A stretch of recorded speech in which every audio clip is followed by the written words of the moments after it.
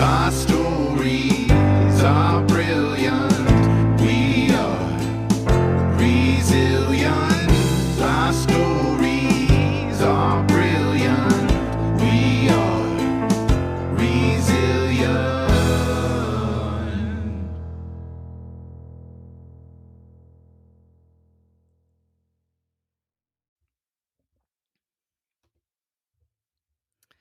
Hello, and welcome to Resilient.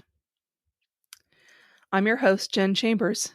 In my work as a writer, I talk about strong women with bold stories and strong people with bold stories who use creative means to problem solve and make their lives better despite their illnesses or their conditions.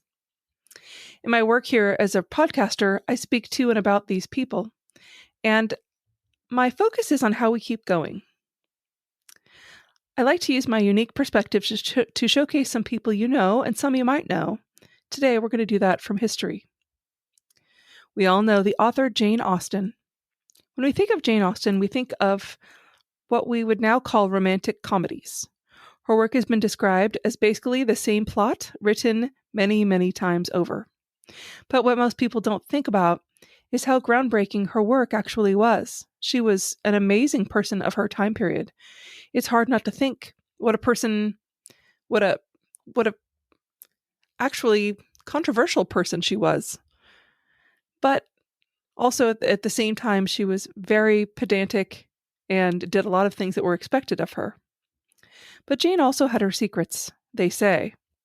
There certainly is some mystery in Jane's life. We'll explore that today on Resilient. Jane was born on the 16th of December, 1775 in the Steventon Rectory in Hampshire, England. She and her family lived in that rectory in Hampshire, her father being the rector, which is what in America we would call a pastor or priest. He married Jane's mother, Cassandra, in 1864. Reportedly, from all letters and all sorts of material from that time period, they were happy, but they were modest. They lived in what George made, of course, which wasn't very large, and they also lived on the assumption that Cassandra would eventually inherit something from her wealthier parents. They had sort of a star-crossed love affair where Cassandra's family was much better off than George's humble family, who were several of them were rectors and of their religious persuasion, and Cassandra's family was not. So it really leads off with an interesting sort of romantic story for Jane to grow up with. Jane and her family moved to a different house in Steventon in 1768. By that time, Cassandra had James in 1765, George in 1766, and Edward in 1767. By the time they moved in 1768, she had these 3 small children, and then Cassandra had Henry Austen in 1781. According to the author Deirdre Lefay in her work, The Chronology of Jane Austen's Life, it was near this time that the family became aware that young George was what we would now call developmentally delayed or disabled. He was possibly deaf and also mute. Other sources cite that he had seizures and fits. Cassandra sent him out to be fostered. It was a common thing that was done at the time, and it was also Cassandra's practice to keep her children at home for only the first several months, and then she sent them out to be raised by a foster parent from about age 12 months to age 18 months. Cassandra used the same foster parent, Elizabeth Littleton, which I would imagine gave some sort of continuity to her children. I bet that if you were doing that, you would want to do it with the same person. Interesting to think of that being its own job description at the time as well. So then by the time her daughter, Cassandra's daughter, Cassandra, also, Cassandra II, was born in 1773. They also had Frances in 1774, and then by the time they had Jane in 1775, they hoped to have a girl companion for her sister Cassandra. And it turned out to be true. They would later describe themselves in letters and in many, many journals and works as the best of friends. The atmosphere of their home was genial and was reportedly a place that you could discuss ideas openly. The 4 siblings who remained in the home were great friends. Mrs. Cassandra Austen traveled often to visit her husband's sister, Philadelphia, and her daughter, Eliza. And those travels would bring back news of the fashionable London of the time, the fashion plates, the goings-on, the parties. It was great stories for the family. In an article called The Many Ways in Which We Are Wrong About Jane Austen, author Helena Kelly does a great job of putting Jane's real life in context. Now, remember Jane, she was born in 1775, which was a year before the American Revolution. And then the French Revolution, of course, began in 1789 when she was 13. So much of Jane's life, Jane's Britain had been at war. Her family went to war, as many families did at that time, with her brother Henry in the army, her brother Frank in the Navy, and her brother Charles also in the Navy. It was one of the only ways for a man to distinguish himself without coming from money or title at the time. Helena Kelly talks in her article about how everyone around Jane had fully realized lives. And Jane and Cassandra also were shadows, really. They didn't have much, and there wasn't much reported about them. Now, aside from about 5 years that they spent in Bath between 1801 and 1806, and a few years in Southampton, and a few months where she was at school, occasionally she went on visits and holidays. But Jane spent all of her life in rural Hampshire. She never married. She died, of course, in Winchester in 1817 when she was age 41, and was buried there in the Winchester Cathedral. But in the 4 years between the end of 1811 and the end of 1815, she published her 4 major works: Sense and Sensibility, Pride and Prejudice, Mansfield Park, and Emma. Her other 2 novels, Northanger Abbey and Persuasion, got published near the end of 1817, right about the year that she died.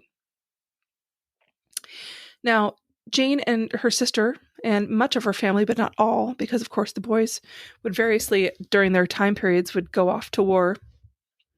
But Jane and her sister and parents would really be continually on the move. From 1801 to about 1806, their city was more of a base, and they stayed a lot in Bath at that time as well. Now, they lodged in different parts of Bath, in Sydney Place, in Green Park, in Trim Street.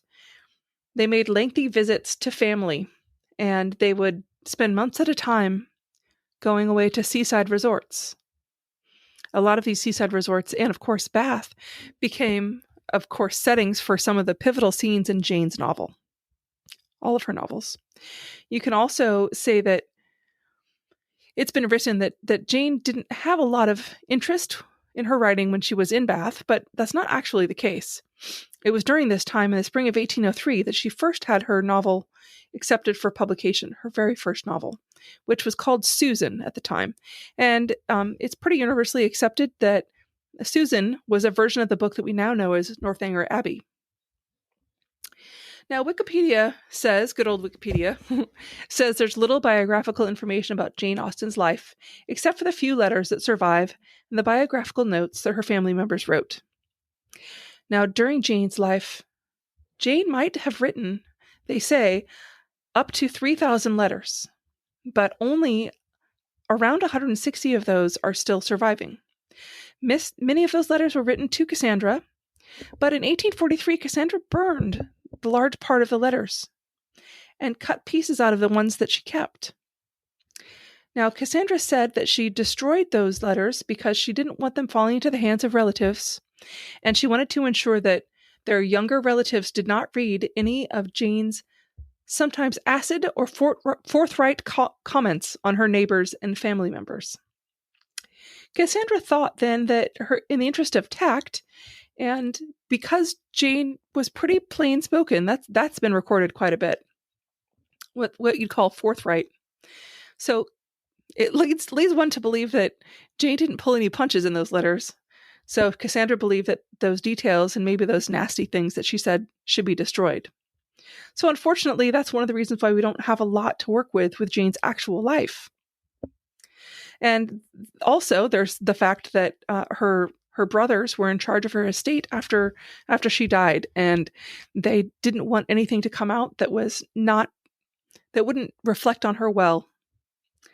And then successive generations, of course, would take out and sanitize the already small details that we have of her biography.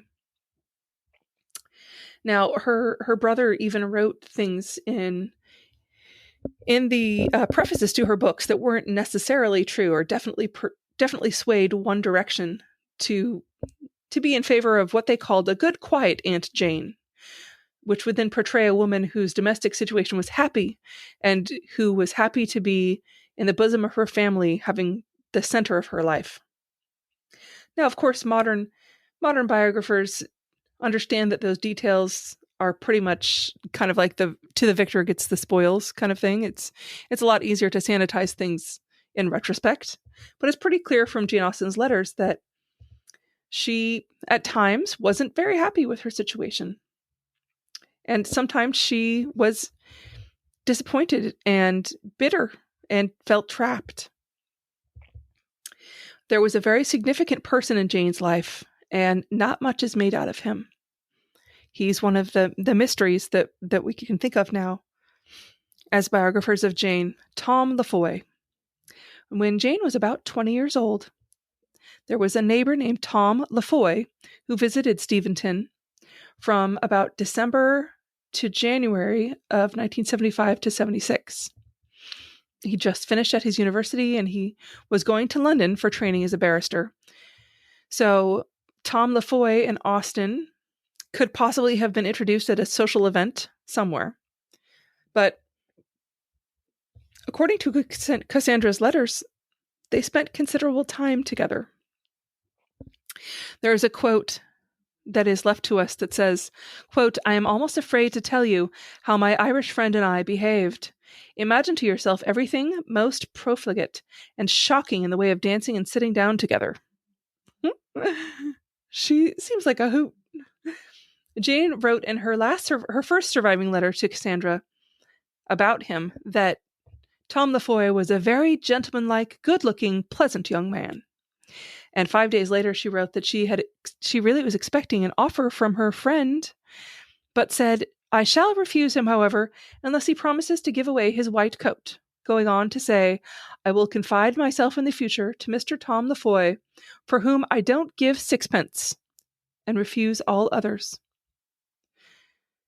The next day she wrote, "The day will come on which I flirt my last with Tom Lefroy, and when you receive this, it will be all over. My tears flow as I write at this melancholy idea." So we don't know what happened, but it's clear that Jane was genuinely happy about Lefroy at the beginning, and subsequently nobody else measured up quite to him. It seems that the Lefroy family, from all the evidence we have, the Lefroy family sent him away towards the end of January. A marriage was not a practical idea for both of them. Neither of them, they were both poor, and he had to establish himself in Ireland to finance his education and establish his career.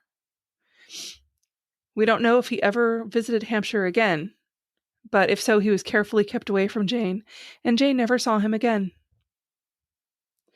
In November of 1798, Tom was still on her mind. She wrote in a letter to her sister that she had tea with one of his relatives, and she wanted so desperately to ask about him, but she could not bring herself to raise the subject. Oh, how sad. Now, the thing that's particularly interesting to me, she did die very early at 41, but there isn't a lot of surviving evidence about that either, of course. There are letters to say that she was feeling unwell by about early 1816, but ignored any warning signs. So then by the middle of 1816, she was in severe decline, and she began a very slow, irregular illness that would lead her to deteriorate quite rapidly towards the end. Most of her biographers talk about the diagnosis that was given from her symptoms after her death. They think that she had something called Addison's disease, but her final illness has also been described as resulting from Hodgkin's lymphoma. When her uncle died and left his entire fortune to his wife, pretty much Jane and her relatives were disenfranchised completely and disinherited. Shortly before her death, Jane suffered a relapse, writing in one of her letters, "I'm ashamed to say that the shock of my uncle's will brought on a relapse, but a weak body must excuse weak nerves." So it must have just been so incredibly difficult to be so dependent at that time. And for her to work so steadfastly on her own writing, which was seen as such a radical act for the time. And Jane kept working in spite of her illness. She wasn't satisfied with one of her novel's endings. This novel was called The Elliots, so she rewrote the final 2 chapters. She finished them in the end of August of 1816, and then in 1817 she began The Brothers, which was titled Sanditon when it was published finally in 1925. And she completed 12 chapters before she stopped. In the middle of March of 1817, we think that that's due to her illness. She describes one of her heroines as an energetic invalid in her novel. And in that novel, interestingly, she was sick the whole time she wrote it, but she mocked people who she saw as hypochondriacs. And though she describes the heroine as bilious 5 days after abandoning her novel, she wrote of herself that way, saying that she was turning every wrong color and living chiefly on the sofa. She finally put down her pen on the 18th of March, 1817, and made a note of it. She really had a wicked sense of humor. It's reported that she made a lot of jokes about her condition. She describes it as bile and rheumatism. And then as her illness progressed, she had difficulty walking and she had terrible energy. I would expect that right now that would be a chronic fatigue type of illness. So then by mid-April of that year, she was all done walking and she was confined to bed. In May, she was brought to Winchester for treatment. She had agonizing pain all through it and said she wrote saying she welcomed death. So sad. She died in July of 1817 at the age of 41. And then, as I said, she was buried in Winchester Cathedral. Her epitaph, which was composed by her brother James, praises her personal qualities, expresses hope for her salvation, and mentions the extraordinary endowments of her mind, but doesn't explicitly mention her achievements as a writer. It's so sad that she wasn't as celebrated in her time as she is now. Her major works include, of course, Sense and Sensibility, Pride and Prejudice, Mansfield Park, Emma, Northanger Abbey, Persuasion, and Lady Susan, as well as several other minor works. But it's pretty incredible, isn't it, that the woman we know as Jane Austen had such a sad and cloistered life, but still managed to produce some of the most really compelling and enduring works of literature that have been redone so many times. It's incredible. I really like to learn about Jane Austen. I thought that I knew everything there was to know, but it's nice to know that she had a secret history. It makes you feel better to know that she was a person too, a real person, and not just a person in a dampened dress. You know, you see all those ladies from Emma that looked very, very light and not as if they had a lot of inner life. And how incredible that Jane did.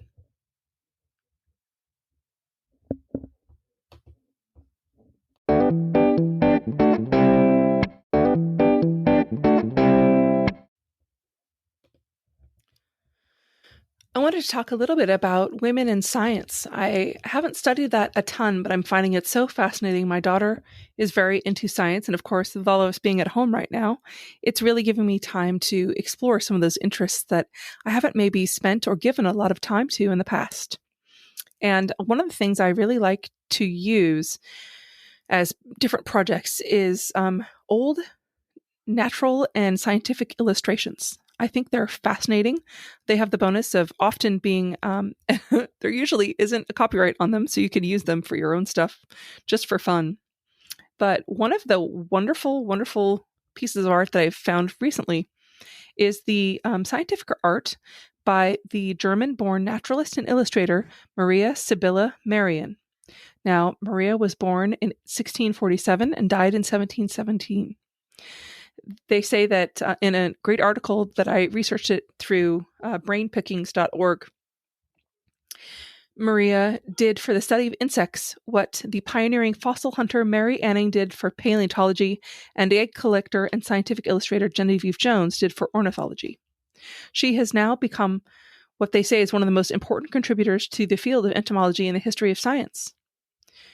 She has a recent exhibition at the Getty Museum of her gorgeous drawings, and her understanding, they say, of the metamorphosis of the butterfly has laid the foundation for modern entomology. Oh, it's fascinating. All of the drawings are so intricate and detailed of all of the caterpillars and larvae and pupas, and then beautiful wings of all of these insects.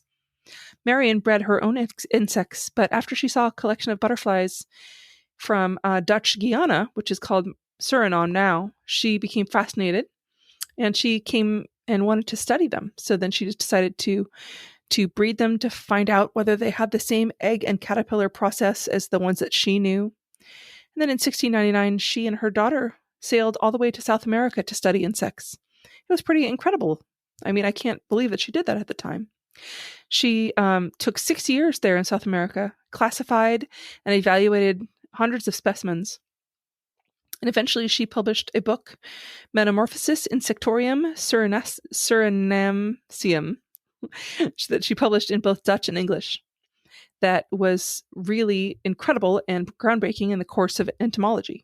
She illustrated the entire book with stages of insects she discovered in 60 copperplate engravings that she used to draw the butterflies, moths, and caterpillars around all the plants she encountered on her travels. It was kind of what we would see now as a really incredible travel blog, places that these people would never go. And the artistic whimsy, they say, that she showed really made the animals look alive, and it was very scientifically significant. Her original engravings are reproduced in color now in that exhibit. And I really recommend, if you look it up online, I'll put a link to the article I use for research on brainpickings.org. There are incredible all color and all different kinds of insects that she studies. They say that she documented many years before other people at the time the entire life cycle. But what is more interesting is that as a woman in the late 17th and early 18th centuries, she was able to make scientific contributions that would have been impossible in virtually any other field, simply by virtue of using the specimens from her own garden. That's incredible. That's absolutely astounding that she did that. Talk about blooming where you're planted, right? That's pretty amazing. I thought that Maria would be a great one, especially right now when we're all armchair travelers and we're all trying to grow victory gardens. At least I know I am. It gives you a little bit something else to look at and think about when you are hoping to attract some of those butterflies or bees to propagate your garden. It's incredible to think about. What a life she must have had. Now, I hope you guys are all staying safe during the pandemic time here. I know, as I said, we're starting our own garden. We're starting our own victory garden. I got to get out yesterday and hand till the whole thing. We had mulched it last year with lots and lots of leaves. So now I got to mulch all the leaves in. We're very lucky in that we live in a rural area. So we have some friends who run what they call CSA, Community Supported Agriculture. So you're able to pay them in advance, and you pay the farmer, and the farmer produces the food for you, and you get it directly from the farmer. We also are able to purchase some starts so we can do our own kind of gardening, because there's just never enough zucchini, am I right? Actually, that's not true.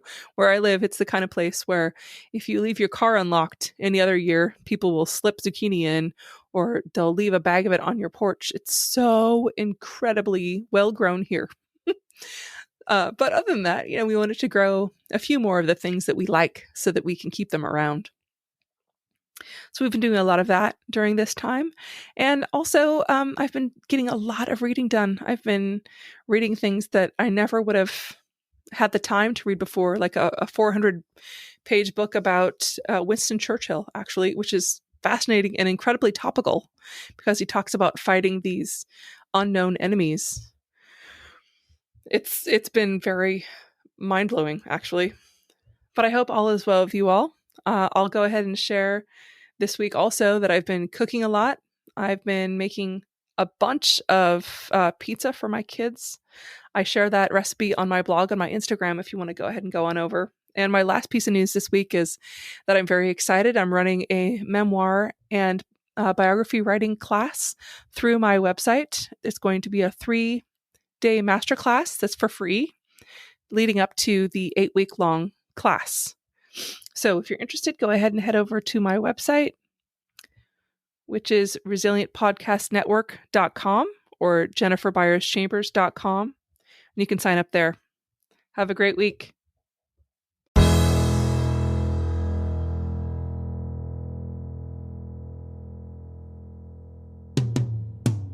Sometimes we have to start over. Sometimes we have to fight back. Sometimes it's all too much. Lost inside the black. Our stories are brilliant. We are resilient. Our stories are brilliant. We are resilient.